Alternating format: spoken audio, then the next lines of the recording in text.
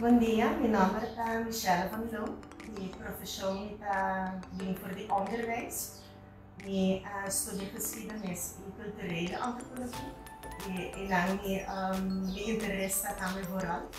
Me encanta viajar. Me gusta trabalhar obra na limão, vooral bolo. E também pouquinho leren, sei também a minha paixão.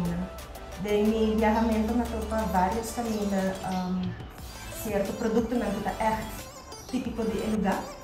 Então minha inspiração está riba esse também e também riba parte de minha formação que está de história, na onde me quero escrever vários, não me quero escrever buco de história, para dor que tem basta acaba, então me está fazer de outra maneira. É produto que eu me apresentar dia 16 de novembro. Você chama danke para a oportunidade para hobbyist, amateur maneira a mim também pode dormir e danke também para ter workshops na Bosananta Dula.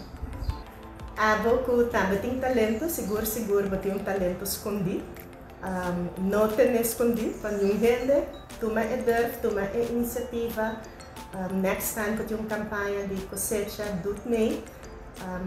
Demonstrar arte e vooral share com nós turting, nos talentos, nos turting, nos forças e é tudo muito que deve, muito disciplina e seguro boa paciência, pero é worth it.